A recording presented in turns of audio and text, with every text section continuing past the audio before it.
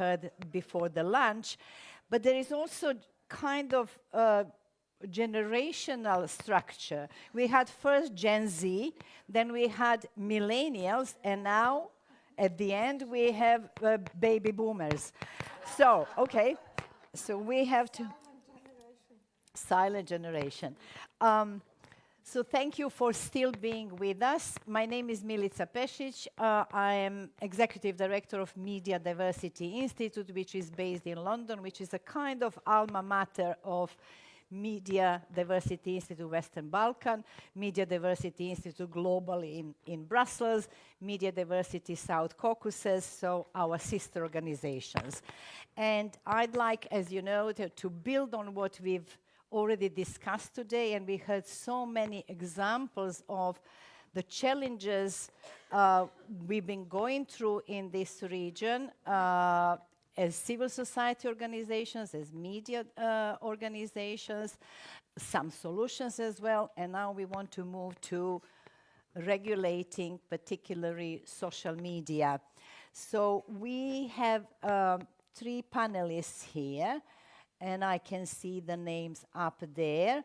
I believe that Ivana Dragićević is online. Can we please technically make it possible for Ivana to... Okay, good, okay.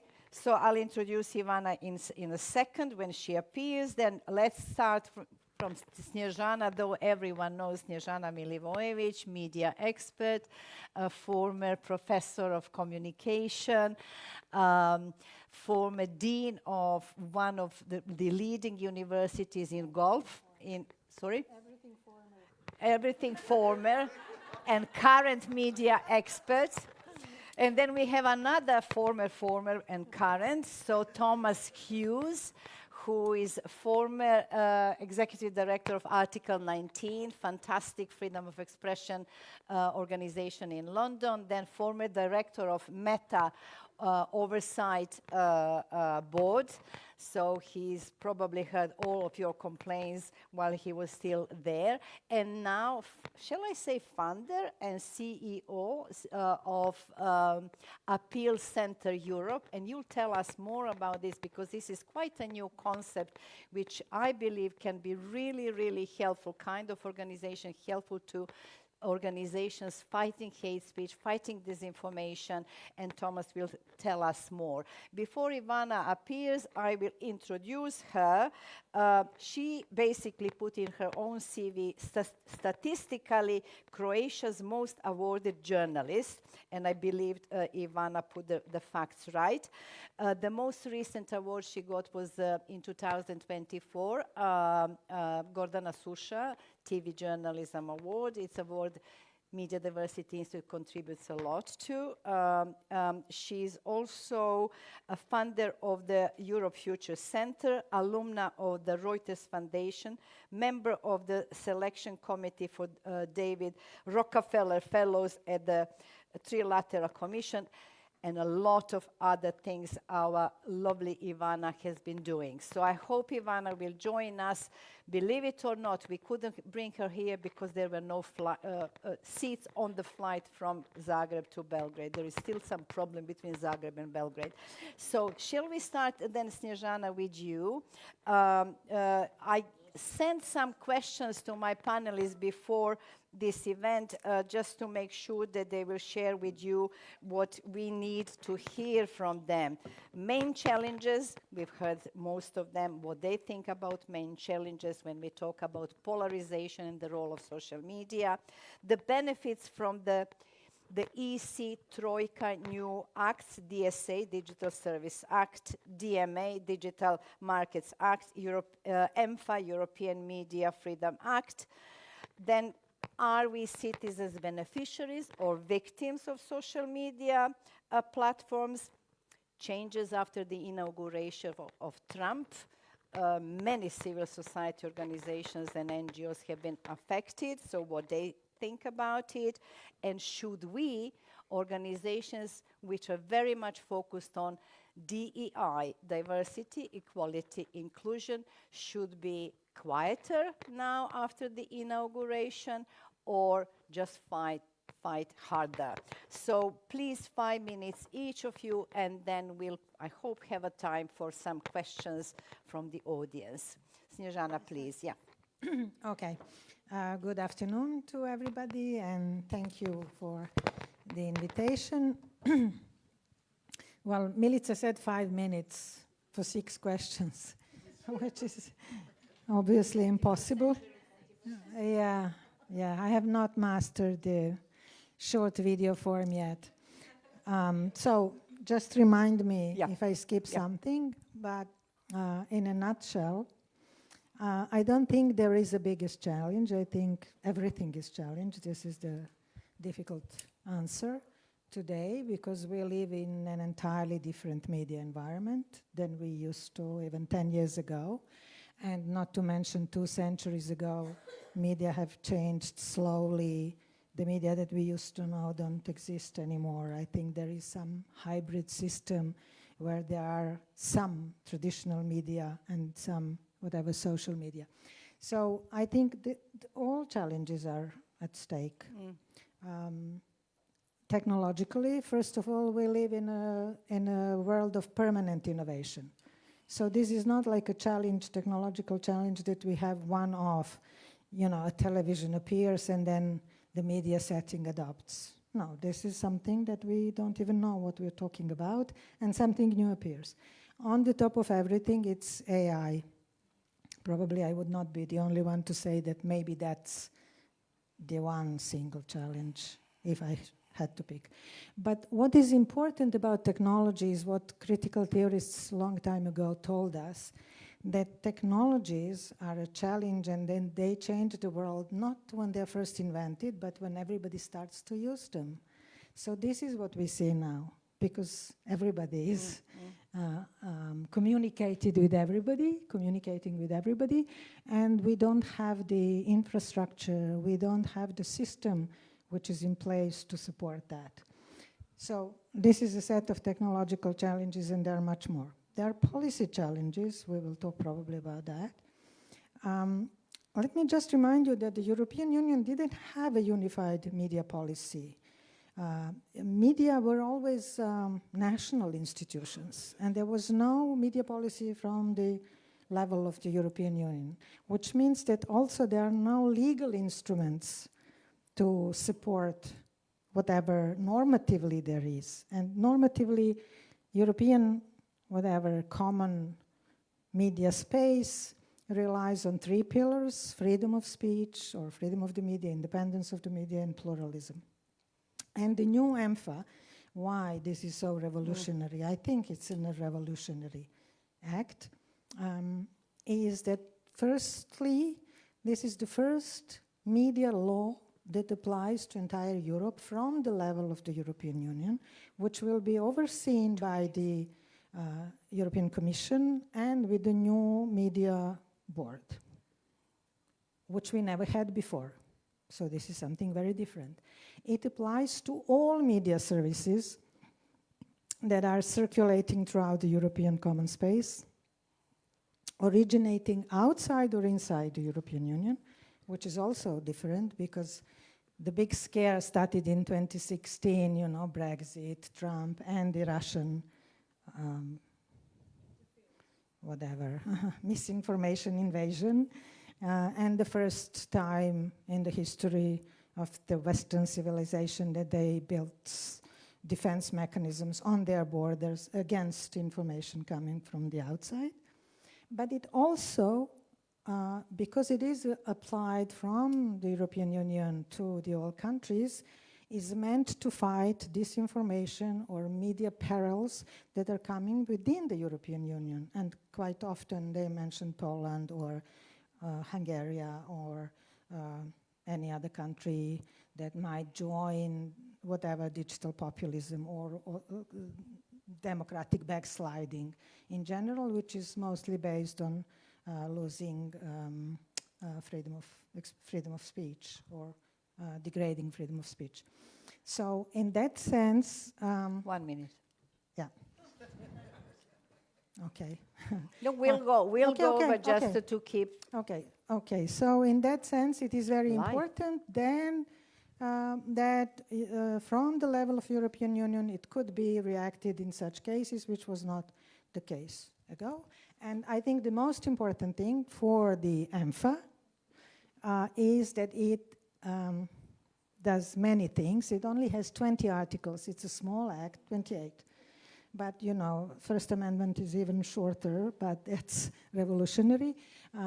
The important thing is that it introduces the so-called media privilege. It puts the media in a very privileged position compared to other services, all the other digital services, and compared to other content, which is not the media content. And this is something that I would like to talk about. And just the last point, I think I checked recently that the second Trump bump didn't really happen, that 2025 is not 2017. Mm-hmm. The media are more resilient, NGOs are more resilient, Trump is more known, nothing new on the horizon, but I think situation is better than the first time. Mm-hmm. Thanks, Snježana. We'll come back to you to explain Brussels effect syndrome or phenomenon. But let's go to Thomas. Ivana Dragićević will be with us with a minute. There was a storm in Zagreb and she is late to reach the studio wherever she is joining us. Thomas, well, can you tell us what the organization you set up is doing and how we can all benefit from it? Okay, well, I will start with that explanation. First of all, thank you for the invitation to join you. Thank Pleasure. you to join the former panel. I've not been on a former Oh, panel before, but there we go. So I'm going to start. You asked about the troika of legislation coming out of the EU, and Stephanie in her welcoming comments talked about it as well. But rather than the MFA or the EMFA, I'm going to focus on the DSA, the Digital Services Act. Now, I think as everyone is well aware, this act, which came into force at the start of last year, was passed in 2022, but came really into force at the start of last year, really actually creates a whole new regulatory framework to oversee not only VLOPs, very large online platforms, which of course include all of the traditional social media platforms, but actually all online platforms, with the exception of those that are designated as very small. Now, the reason this piece of very turgid, rather boring legislation is actually very interesting is that it creates a real framework of interlocking different elements, and it creates a number of requirements on the platforms in terms of internal appeal processes and notices in action and transparency reporting, but also sets up a whole range of external requirements on the platforms as well, really for the first time. A lot of this, the platforms have sort of done under a little bit of coercion and a little bit of pressure, but voluntarily to date.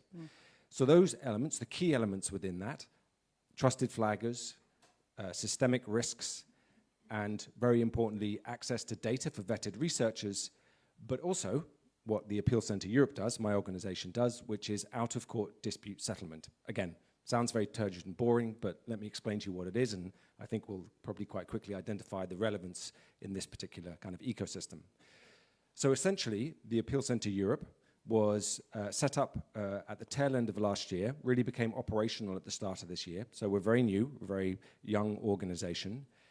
And basically now, under the Digital Services Act, under Article 21, any individual or any organization that is located in the EU, and I'll come back to that in a second, but is located in the EU, now for the first time has the right to be able to dispute a decision a platform takes, either to leave up a piece of content that they think is harmful or illegal, or the platform's decision to take down a piece of content that they themselves have posted, but they believe is not violating of a policy. Now, previously, I think as everyone is aware, if you wanted to do that, either you needed to know someone in the platform, or you needed to have a friend who was very well connected in government, or you needed to have an awful lot of money and a lot of patience, and you take them to court, but then you had to take them to court in a meaningful jurisdiction, right? There's no point in taking them to court in a small country in the south of Europe, right? You've got to take them to court in Brussels, or you've got to take them to court in London, right? Otherwise, you're not going to have any impact.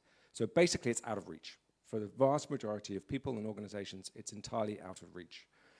But that changed with the Digital Services Act. So this service now is free, it's quick, it's relatively simple and easy to use.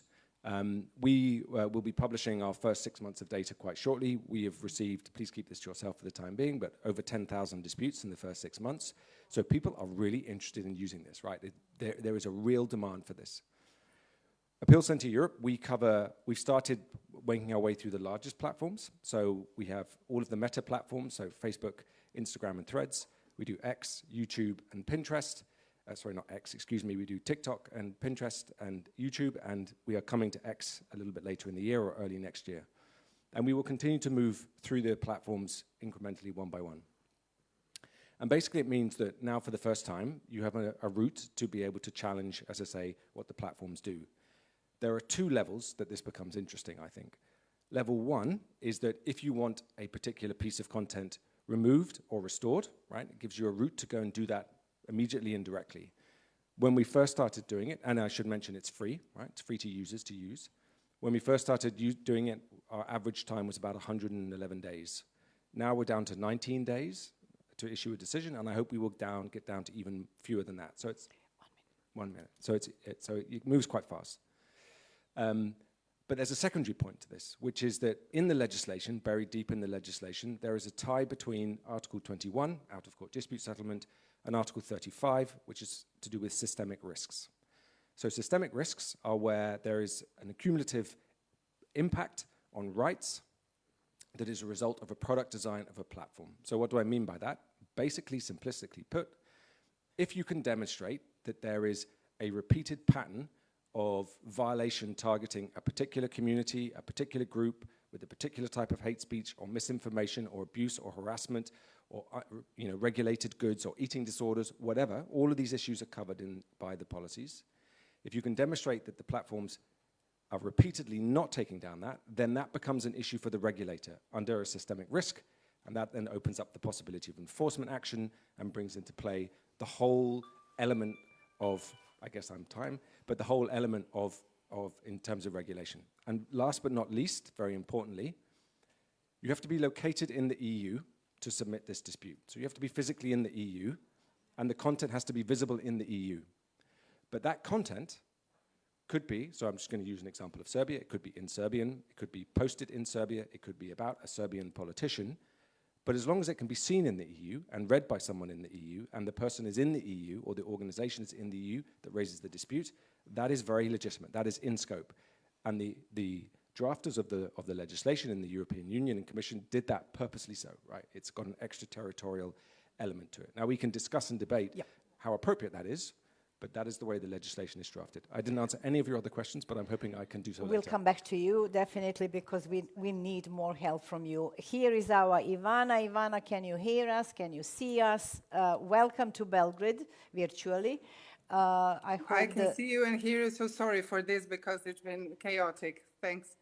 This is something to do against Belgrade, Ivana, but we'll survive.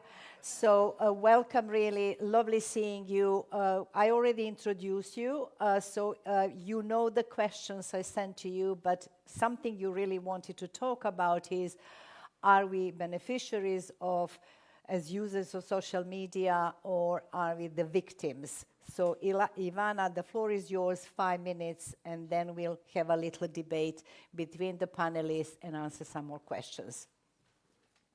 Thank you so much, Milica. I didn't prepare any expose because this is something really close to my heart. I've been a journalist for almost 30 years and kind of in our little region pioneering the usage of social media within the media sector. But if we look at the period of last 10 years, let's say, when the impact of social media was felt in the societies and could have been understood better was 2016, so basically the year when Brexit and first election of Donald Trump happened. So after the parliamentary investigation in the United Kingdom, we know after the interrogation of Dominic Cummings, we know that the Brits basically voted on the basis of disinformation, and social media were, I can say, to blame. But already then it was understood that, I'll be really open and blunt, shit has already hit the fan, and that something really deeply changed, not just in the way people communicate or use the information, but in a sense how they understand the world. So the overall, I think, business model of social media played into our deep divisions and inequalities. I don't need to talk to you there because you're all very well aware of the design, algorithmic designs, which basically augments hatred and divisions. And I think even though all of these big tech moguls are sitting around Donald Trump's table and he's pushing hard into European Union, what we do have is what Thomas was mentioning earlier, this kind of legislation that needs to be implemented, I think, fully. DSA is one of the mechanisms. I need to return back to GDPR because through GDPR, we are opening a new dimension that is not still so clear to our people, which is neuro rights. I know that Chile is the only country in the world that put neuro rights in their constitution, meaning that with augmented neurotechnology, what China is already experimenting in their military, you can basically, control cognitive abilities of a person. So this acceleration in development of technology is something that we as human beings cannot follow. It's driven by profit. And the problem is that I think traditional media fell into a trap of big tech, because after Brexit and after Donald Trump, we understood the influence, and they say, okay, we will fact check. And with fact checking, which I have a huge issue as a basically journalist, because we always as journalists did information verification. If, I'm talking to you from a computer, it's a fact. I don't need to check facts, I need to verify the informations I got, because flat earthers don't travel. I don't need to travel to the space to prove them that Earth is not flat. So basically, I think that playing the fiddle of big tech, who basically were obliged by some of these regulations to put fact checking on their platforms, journalism was destroyed. And journalism is a mechanism in democratic societies that basically, I cannot find a word, that basically affirms the safe space of informations in one society. So in this building, destroying of trust in our societies, we had like parallel lines of this catastrophe that is now in some kind of perfect storm dimension. Ivana, you have one more minute, to tame if this you beast, hear me. Europe as such needs to hold to this regulation, and I think this is something that just I need to put out there as a main message. Fantastic, Ivana. You still had 19 seconds, but we'll come back to you. Can I apologize to my panelists for trying to discipline you? Now we've done the intro, which is the most important, and then we can now discuss it. Snježana, I want to go back to you with this Brussels effect. What it is exactly, everyone is mentioning it. How do you explain that?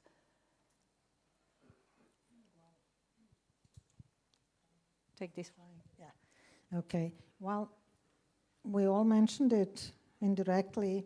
I think it's the fact that Europe is the first spot in the world that is trying to set up a new regulation for entire digital transformation and to protect media within it, which is not happening anywhere else, or at least in the two big areas, China, India, and then Russia and America, of course.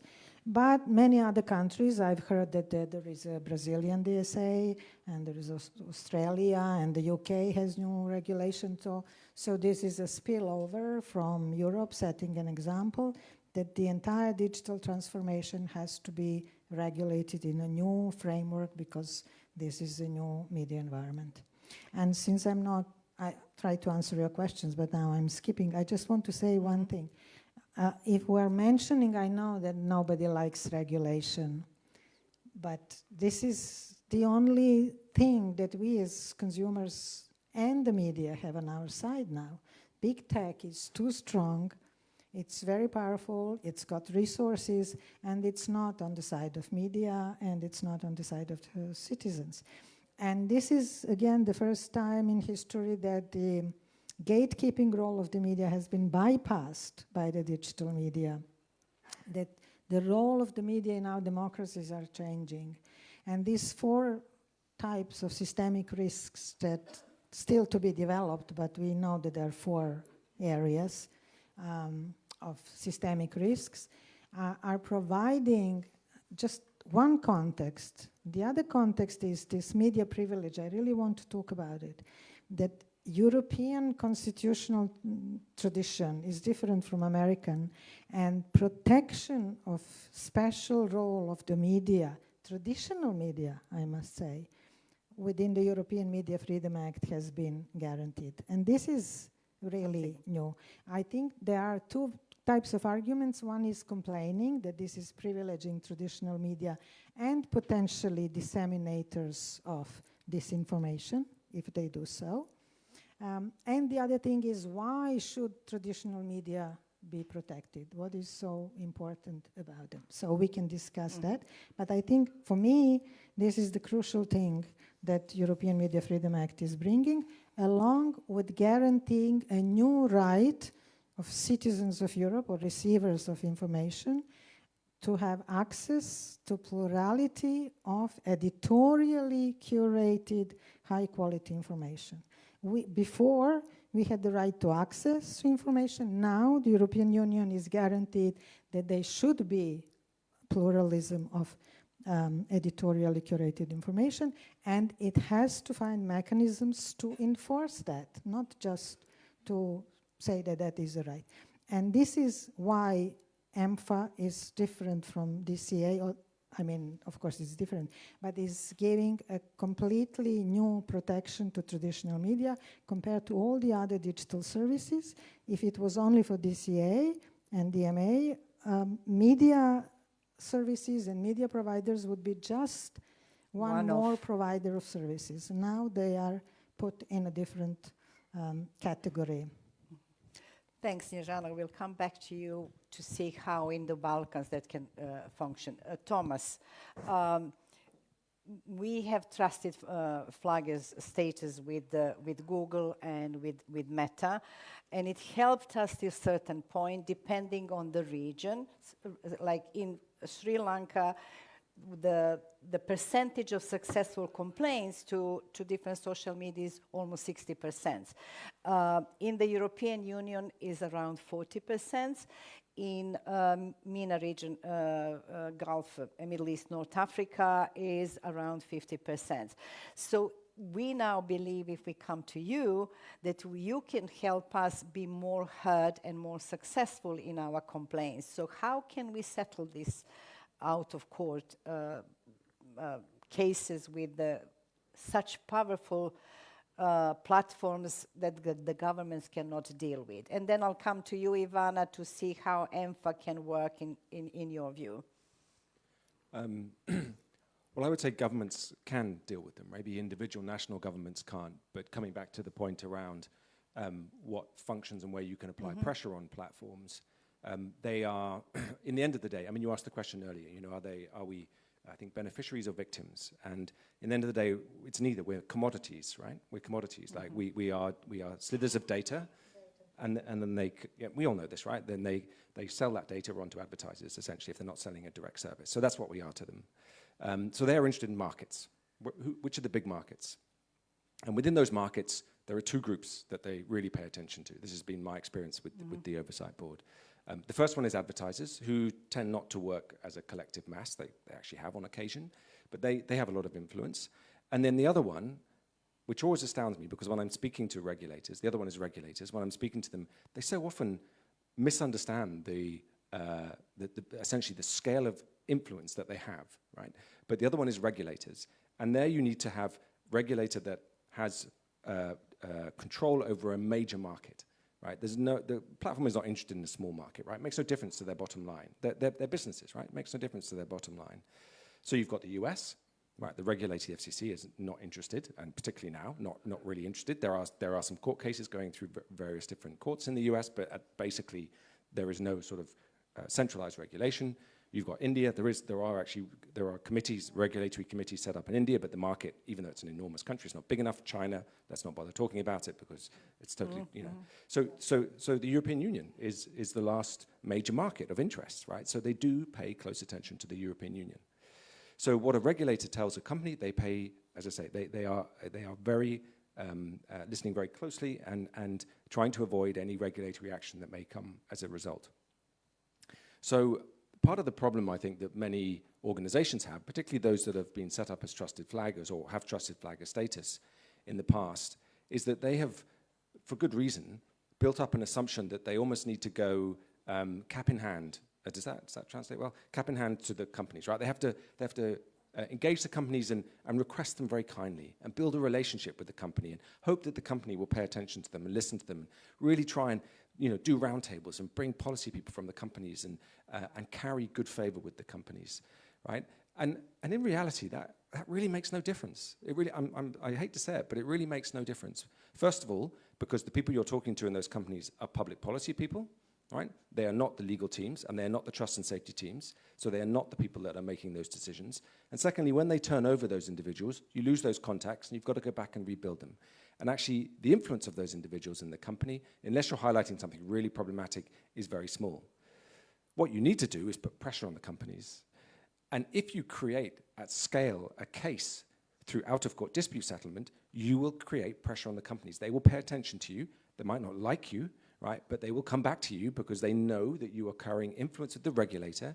And if they don't respond to you, they're going to have a pain in their neck through the regulator subsequently at some point down the line. That's much more powerful. And I actually think what will happen is that organizations that are both trusted flaggers and submitting out-of-court dispute settlements cases, they will find that they get a much better implementation rate on being a trusted flagger. And we may even get to a situation where they're being so effective as a trusted flagger, there's no more cases to out-of-court dispute settlement.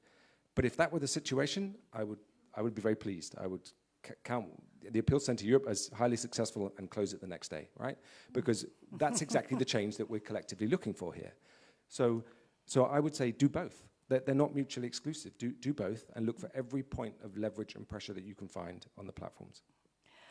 You mentioned 10,000 cases since you started the business. 10,000 out of those that all successful. What's the percentage of successful? Are they all successful? No. So what is the percentage? So of the no, it's much better than that. But so there's lots of subgroups within those 10. So and we're putting a report out next week. But of those, about 2/3, because the way our scope is working, are currently out of scope. So we're bringing more into scope. Then of the ones that are remaining, a large number are what we call default decisions, because we are asking for the original content from the platforms, and quite often the platforms are unable to find it or do not provide it, right? So when you go through that, the numbers are still many thousands, right? Still meaningful in terms of issuing decisions. And of those decisions, about 50-50. So we are more often finding it in favor of the user than of the platform. That's about 3/4 in favor of the user.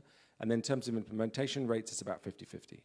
But again, I wouldn't look solely at the implementation rate on individual decisions, although I think 50-50 is pretty good. But I wouldn't look at that as the marker. What you're looking at is the data piece.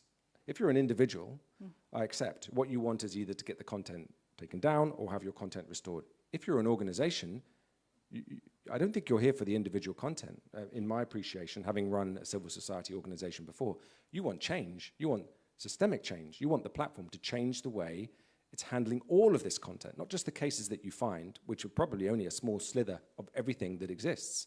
So you want to put pressure through the regulator to get the product changed, to get them to change the way that they actually moderate that content, to get them to make it less permissive, to put in different keywords when they're looking for the different types of content, to pay more attention to your national language, to identify slur words more quickly, right? These are the things that you want them to do, and this is the opportunity to do it. Thanks.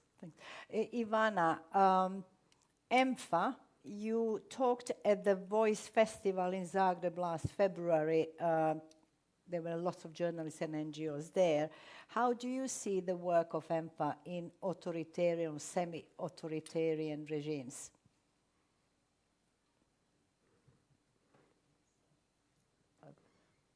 We can't hear you, Ivana.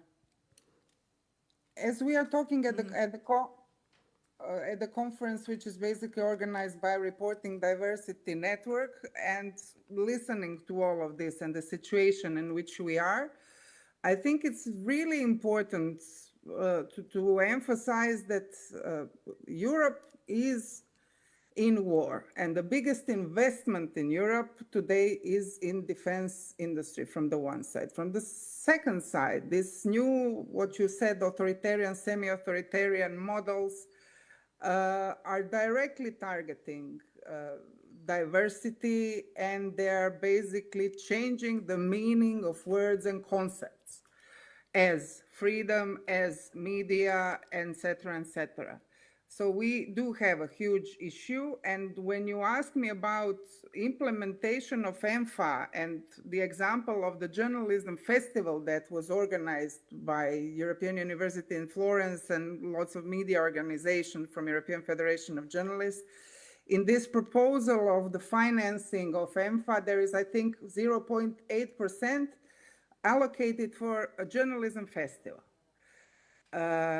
For me, last year in Zagreb, it was really sad because, you know, there are some enthusiastic journalism students there, which is good because the next generation, which we know is going away from traditional consummation, even though I hate this word of news and information. But to talk about implementation of EMFA on the continent in which you have within EU, Orban, in which you have still strong Russian campaigns. We talked about social media, US, they're on the leash. They're not obliged to do anything now with Donald Trump in the White House. Our own internal autocracies and the possible spillover of European legislation to candidate countries and Serbia concerning the situation you have in your country today. I think with this good legislation and with appeal center that Thomas is from, and you know, courts as the last bastion, still if they're not occupied, as the regulators are occupied in several countries, we need to think about this whole network that will support EMFAs and DSAs and all of this, because if we don't have the network that nurtures democratic principles that once were or can be redesigned in today's world, I think we will not be able to, how to say, to implement these legislations. We have in Croatia, as we are the neighboring country, huge issue now with our, again, media regulation being aligned. We have a huge fight between, you know, professional organizations with the government, et cetera, et cetera. So it's not easy. And if the regulators are being politicized, then you have, you know, the double issue and the double problem. So to answer your question, you know, to have good piece of legislation is always great to point you and to direct, but at the end, what we see, you know, how history taught us, you know, there need to be some institutions and some organization and the will of the society to want that. Because if we have in our country 500,000 people on a concert that shouts basically Sieg Heil, then I really doubt myself and my work of 30 years in a sense that, you know, what kind of public do we have and what kind of needs and what kind of information setting is enough and at all needed in these societies to change this course, which is very, very frightening, not just in my country, but all over Europe, because I really think that there are some huge cognitive issues in our audiences that are being seen more and more out there since this acceleration of social media usage. Thanks, Ivana. Shall we open the floor for the audience? If you have any questions, any comments, and the same for the panelists. If you want to add anything or respond to what the other panelists say, please do it. Despina, sorry. I have a question. Here is a microphone coming. Sorry. Thank you. Okay, sorry. I have a question. I already I asked the question in the morning, but again, like now we need to implement the DSA in order to start the EU integration. But now our, let's say, regulatory body, it's a government body. So what happens in cases when the government does not want to let's cooperate with? How do we ensure that the government, whatever government system we have, it's implementing the DSA right, let's say? Or go to the trusted flagger and report what we actually say. Everyone is welcome, yeah? Who did you want to answer your question? Anyone? Anyone? Let's go. Come on. Go, go, Thomas. But you're talking about governments where I don't live in one of those countries. I'm not a citizen from one of those countries. So I think if you're talking about how to put pressure on and influence those governments, that's more of a question for you. Who we need for the answer to this question, of course, is Stephanie, right? And unfortunately, she's left.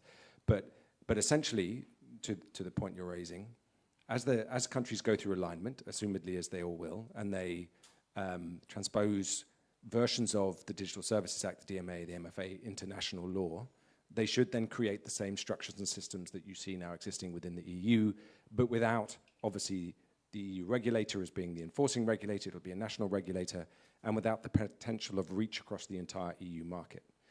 So my expectation is that as a result of that, platforms, because platforms function on scale, right? And they want ease, and they're not interested in doing bespoke solutions for individual countries, unless they come under significant pressure from those countries or from advertisers, right? Which they're probably not going to do, unless there are extreme circumstances.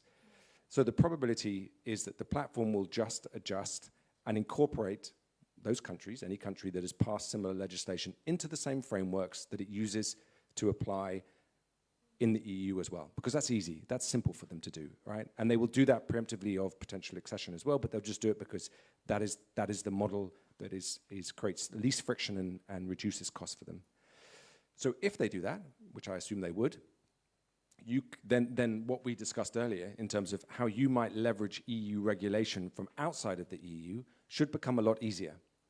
And in theory, this is very theoretical, of course, but in theory, national regulators outside may set up out-of-court dispute settlement bodies, or may even want, depending on what kind of government you have, want existing out-of-court dispute settlement bodies to register nationally and then also provide the same service, therefore just incorporating them into a wider market that includes the EU. But essentially, my short answer would be, as you move in that direction and have similar looking legislation, it just becomes easier to be able to sort of, as it were, lean into what EU regulation is and feed into that regulation as well. Because all of the organizations within the EU will already be starting to feed into that system, right? And if you have connections through organizations like MDI to that regulation, you can just push your issues through that as well. So we were doing that. Now we would find an organization that's a trusted flagger, and we will report that to the... Like MDI, yep, come to us. So I'm saying now, for example, we have the national coordinator for us with the government body, and then we say, okay, we want to report this. And they say, okay, that's done because you reported, and you don't know what's going to happen. Like, will they report it as a trusted flagger? What will happen? Will this be, transparent? Well, again, it depends on your national regulator, but I would say you could do both, right? You don't need to sort of say, well, I'll only do the national regulator, or for whatever reason the national regulator deprives you of the opportunity to also push it through the EU regulatory system. So again, we have to be very clear what we're talking about here. So if you were, for instance, in North Macedonia were to find 500 examples of misogynistic speech with a certain slur targeting, women in a certain way, right? And then you were to say to an organization in the EU, we've got all this horrible speech, right? It's harmful, it's clearly harmful, and the platform's not taking it down. And if that organization in the EU agreed with you, and they could see that speech, they could legitimately say, well, we're in the EU, we can see this speech. This targets a minority community who lives in the EU, who are North Macedonians, or anyone else actually who reads this speech. That is wrong, right? And we can use EU mechanisms to get that content removed in the EU, right? But a platform, if they remove content in the EU, is very likely just to remove it in North Macedonia as well. Otherwise, they're just creating more problems and friction for themselves, right? They're creating a regulatory burden on themselves. The regulator might come in subsequently, national or EU, and say, well, why is it harmful in the EU, but it's not harmful in North Macedonia? Explain that to me, please, right? And I don't think they can. I don't see how they could. Snježana. I mean, I just want to add, I'm insisting today on the media, because this is platforms in general, content in general, which might be by anyone. But what we want to do, and what the EMFA wants to do, or the new regulation, is to see how you can strengthen the editorial content and give back the power to the media, trusted media. And they have to declare their position vis-a-vis platforms. They have a status of, so that they are independent from the states, that they are not connected to third state parties, and that they are subject to regulation by national authorities. Meaning that this is not just some random content that flowates. And in that sense, they have this privilege to have the prior information about removing content. Previously, even for the media, we had the remove and report strategy. Now they have 24 hours. They have to be identified. They have to be notified by the platform that they're planning to do something with the content. They can complain in advance. They have 24 hours to negotiations, which means that something which is independently or editorially produced is being treated differently. This should give also, it's not a flagger position, but it gives to the audience indication that this content is something more valuable, let's say, or more trusted than any other content. This is one thing. And the other thing, EMFA is that there are two articles, 60, 17, and 18, that produce something called structured dialogue, which is more than this out-court settlement, different, which is a dialogue between NGOs, media organizations, and policymakers, which has to be regularly conducted. We still don't know the procedure because it's just been on. But this gives both media and civil society an entry point into a discussion on the policy between platforms and the media. And also, the Article 19 gives individual consumers the right to adjust their personal interface and their access to the content according to their needs, which in both cases, in terms of the media organization and NGOs and individual consumers, is strengthening our position vis-a-vis platforms. So this is also maybe a longer way, and in the sense that we said that this is the all content circulating in the European Union. In terms of countries that are not member states, first of all, this is a content that is targeting people in the European Union produced wherever, which means that something produced in Serbia that can be seen in Croatia or in Slovenia can be also under the scope of because it is targeting. So if someone in Croatia can see Informer television, for instance, yes, or for what instance. we just heard from Albania, the Let's cases. It can, Okay. Yeah, So this is one doesn't thing. need The other to thing, be in the and EU. the other way around, something that is produced in the European Union is, of course, under the. So it means that, let's say, N1, which is licensed somewhere in the European Union, in Holland or wherever is the headquarters, is also London. Okay, it depends. United Media. Luxembourg. Luxembourg. BC Partners is in London. No, this which they owns- are owners, Yep. but this is the company that... We have to beat the owners. No, this is a different... Okay. Anyway, yeah. So this is one thing. And the third thing is that the European Media Board can, in cases that they have or are being identified that something is going on in the areas that might influence strategically or otherwise the communication or public scrutiny in the European Union, can call national regulators in these countries for debate over certain issues. So that gives us back to the question of quality of national regulators, but this is for another discussion. Ivana, did you want to say something? No, please Yeah, let people okay. ask and I'll answer some other questions. Any other comments, questions from the audience? Already answered. Yeah, okay. Ivana, go on, please. We don't have very much then time. I think we are almost... Okay, fantastic. Ivana, please. Who, me or the question? You, Ivana, if you would like to comment on what you No, I heard. said I don't want to Okay. comment anything that we Okay, will let shall we people then ask. go, thanks. So shall we go back to you, Thomas? The most successful complaint MDI had was when it finally, not on our own, but with other civil society organizations, we pushed Facebook to remove Holocaust deniers. Now, with your help, we can probably be more successful. So if our sister organization then in Brussels can see what's happening on inside the TV in Serbia, or can then see the content in, I don't know, Algeria, Albania, Sri Lanka, we can complain, we can come to you. Yeah, but it must be social media. Okay, Right, has to be on the social media. It can't social be TV, media, yeah. but So- in case of EMFA, for EMFA, yeah, DCA. yeah, which Okay. is one of the problems of the legislation.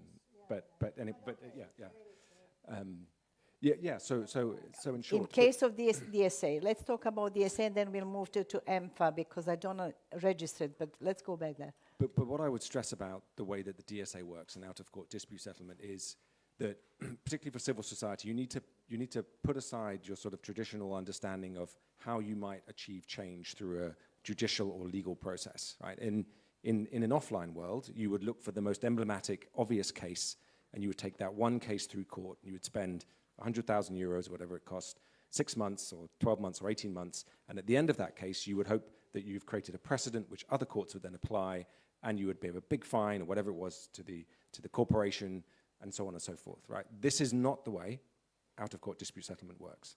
So out-of-court dispute settlement is fast and quick, it's free to the user, all of the fees are paid by the platform, but the fees are quite low. But what you need is scale, right? You need a big number of cases, and this is the way that social media works in general, right? They work on the basis of scale.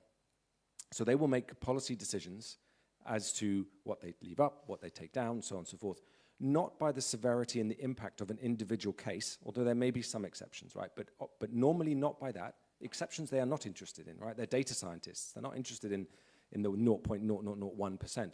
They're interested in the mass, right? They're interested in identifying patterns and then mitigating those patterns. So you've got to give them a pattern, right? You need 500 or 1,000 cases or whatever the right number is. Who knows what that number might be. And if you can demonstrate through a scalable pattern that they need to change, that is when the systemic risk piece comes in. That is when they will change the product, they'll change the classifier, they'll introduce new slur words and so on and so forth. So you're looking for scale.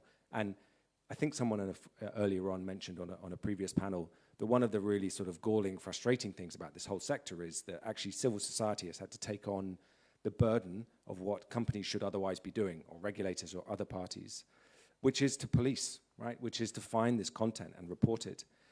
But we are definitely in a stage where, in fact, going back to one of your first questions, what are the key challenges that are faced at the moment? I agree that emerging technology is one of them. But for me, one of the key challenges is essentially the abuse of free speech, right? It's the way in which free speech has become co-opted. and actually it's being used or conflated wrongly with the idea that free speech is just allowing all types of speech to be online, all types of harmful speech just to be proliferated. That is not free speech, right? A healthy free speech environment has counter speech. A healthy free speech environment allows vulnerable and marginalized and minority communities to speak freely without threat, right? And there you create diversity and plurality and reach, and actually much more substance in terms of free speech. So that is free speech, right? And there are legitimate restrictions on free speech, but those restrictions should be applied fairly and evenly across all communities. It shouldn't be that, well, if you're talking about sexuality or gender or immigration, right, it's just permissive. You can just go out and say all sorts of horrible, harmful things in terms of hate speech in relation to those communities. But if you're talking about minors, or as in children, or sports players, or politicians, male politicians, not female, right? You can't say anything. God forbid, like very, very restrictive, right? That is not free speech. That is not the right application of Article 19, right? So again, that is what I think this legislation allows for. And it's a shame that civil society have to do that policing work, but that's the reality of where we're at, right? And if we don't do it, if you don't, well, I can't do it because I'm an ODS body, but if you don't do it, I'm sorry to say, no one is. Well, we'll continue doing it because we have no choice. There is a lady there. Thank you. Yep. Hi, my name is Marta Stevkovska. I'm coming from Stella Network from North Macedonia. I have a question. Have you had any cases that actually changed the legislation in the country, for example, the criminal law or something, maybe connected to gender-based violence or AI image abuse or something like that? The short answer is no, because we're 6 months old. So, I mean, next week we're going to release our first transparency report. All of this legislation is really new. One thing I would, So one thing I would stress is that this is not a quick silver bullet, right? And actually, the process of appealing disputes, you will find if you get into it, it's simple and short and free. But actually then we get locked into battles with the platforms, and we ask for content. They don't give it to us sometimes, or they can't find it, or they say, no, that's actually out of scope. And so we are constantly evolving and trying to maneuver to make sure all of this is in scope. I would say the upside is that we have good relations with the regulator, both in Ireland and in Brussels, and they are very supportive. They want this to work. So I think there's a real opportunity to make this impactful. But at the moment, no, it's a slow, cumbersome, sometimes irritating process. But unless you use it, right, it's not going to make any, like, it needs use. Like, if you breathe life into it, then you can create change, then you can impact these platforms. But what the platforms will try and do is stymie this whole process, right? It's not in their interest to have this existing. They don't want these cases. They don't want to pay the fees. If this legislation would go away, they'd be much happier. They think they can police themselves. They just don't want to be engaged on this. But if we have organizations that use this, they will be forced to also engage. The regulator will be forced to engage, and then it will become meaningful and impactful. And then in time, I think when you get to the systemic risk piece, we might have examples like that. But at the moment, it's far too early to say that exists. Snježana, do you want to add something? Okay, just one thing, just before. Ivana, I'll give you the word in a second. Just to let you know, we did invite a member of the Meta Oversight Board. They were too busy to come. We invited a Facebook a representative from Warsaw, I think, Ivana. They were too busy to come, so we wanted to give them a floor as well for the sake of fairness. But at least Facebook is trying to do something. I don't know how you're going to deal with X, but Ivana wants to say something, and then you, Snježana, and then we are going to wrap up. Ivana? No, just to add, because as we see new European Commission having these crazy portfolios which no one understands, basically they're all overlapping. I think there is also a problem. I think that last year the EU Director of Combating Violence Against Women was adopted, and basically within that you don't have direct addressing of gender-based disinformation then, but you have to go to DSA for that.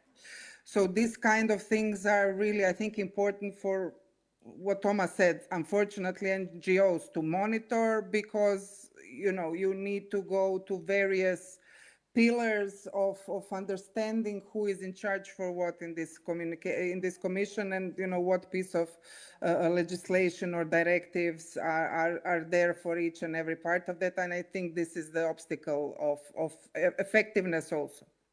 This, Snježana? But the gender-based violence messages is one of the 4 areas of systemic risk, so it's given high priority in this year. But I just wanted to say that DSA and this relationship with NGO, social organizations, and the scale is these very large platforms like 10%, 40 million people. This is one thing, but EMFA is addressing media, which means the small media, even Informer, which is not so small, but as you said, it doesn't have to go or to be the economy of scale that dictates what happens with the... I just want to turn your attention to the European Media Freedom Act, because platforms and social media is one thing, and DSA is looking at that globally. But nationally or locally or for small media, European Media Freedom Act offers many venues for both complaints and protection that are not, they're compatible with DSA, but they're focusing on this that Ivana mentioned, smaller media and national markets, not 40 million people, but even our local media. Well, no, nothing is for non-EU countries. But in that sense, as we said, there are, first of all, through platforms, if they have social media outlets, through the platforms that can be indirectly regulated. Then, by the fact that they can be, that they are reaching the audiences in the EU, they can be included. By the fact that the European Media Board can ask, or the European Commission, maybe in the accession process for that, may ask for a consultancy opinion from national regulators or the European Media Board. So there are ways that at least in the accession process, this can be included. So as someone said at the previous sessions, Valbona, I think we have to work together. We have to work together to move things forward and positively. Let's wrap up. One sentence for the end if you want to share with us. Otherwise, we will. Snježana? We have to work together. Thomas? The same, right? And if we don't make it work, this legislation will die, right? If we make it work, actually, there's something that I think could be effective. Ivana? We have to work together? Fight, but creatively. We don't need dull people in the commission to tell us what to do. We know more than that, right? We are better than them. Okay, thank you very much to our panels. Thank you much for you. And we can continue. There is a dinner, I think, so we can continue chatting about all these issues.